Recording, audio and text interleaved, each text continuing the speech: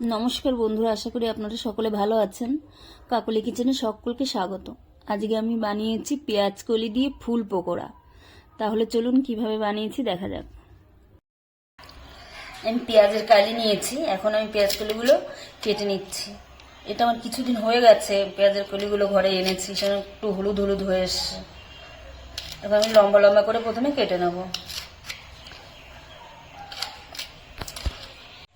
লম্বা লম্বা করে কেটে নিয়েছি, এখন আমি এগুলোকে একটু ডিজাইন করে নেব।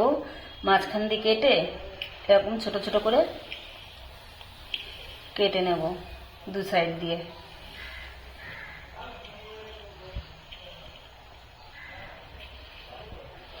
এইভাবে কেটে আমি জলের মধ্যে রেখে দিচ্ছি।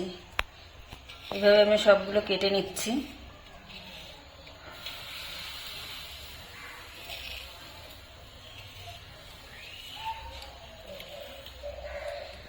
এইভাবে কেটে নিচ্ছে। আপনারা চাইলে শুধু এইভাবেই রেখে দিতে পারেন, কিভাবে একটু দেখতে সুন্দর হবে ফুলের মতো।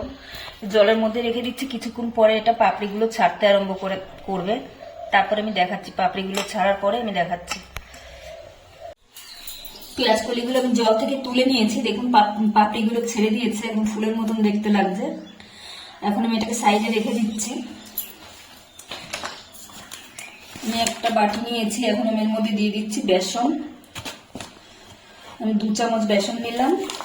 চালের গুঁড়ো দিচ্ছি 2 চামচ।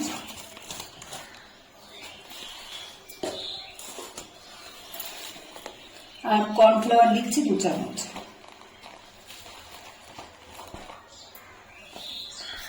এখন আমি এর ভিতরে দিয়ে দিচ্ছি কিছুটা জল নিয়েছি, জলটাকে হাত দিয়ে একটু ডলে এর ভিতরে দিয়ে দিচ্ছি।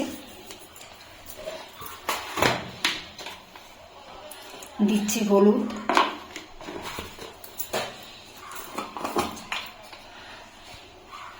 লঙ্কার গুঁড়ো,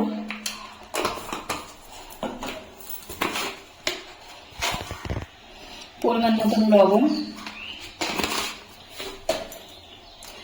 আর এখানে দিয়ে দিচ্ছি আদা, রসুন আর কাঁচা লঙ্কা একসঙ্গে বেটে রেখেছি, 1 চামচ দিয়ে দিলাম। আর দিচ্ছি চাট মশলা।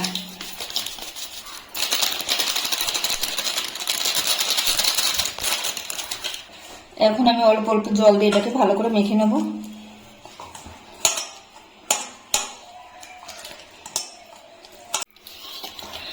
এখন ব্যাটারটাকে ভালো করে এইভাবে ফেটিয়ে নিতে হবে। 2-3 মিনিট ধরে একটু ভালো করে ফেটিয়ে নিচ্ছি। আমি বেকিং পাউডার দিতে ভুলে গেছি, 1 চিমটি দিয়ে দিলাম বেকিং পাউডার।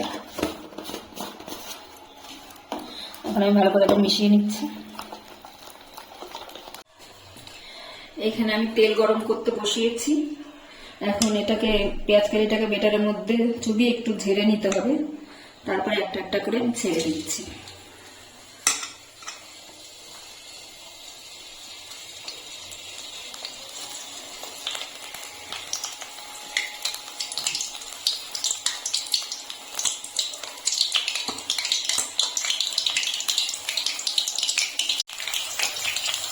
এক সাইড হয়ে গেলে আবার এক সাইড দিতে দিতে হবে।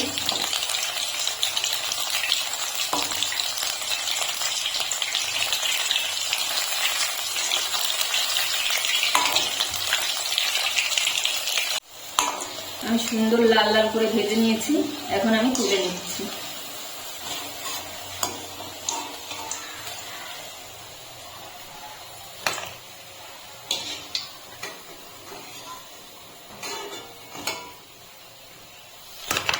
দ্বিতীয় বাজু আমি একইভাবে ছেড়ে দিচ্ছি।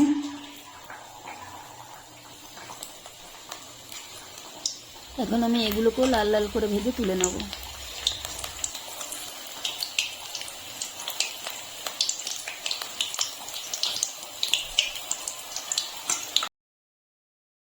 রেসিপিটি আমার তৈরি হয়ে গেছে। ভিডিওটি যদি ভালো লাগে তাহলে একটা লাইক করবেন, সাবস্ক্রাইব করবেন এবং কমেন্টে জানাবেন কেমন হয়েছে।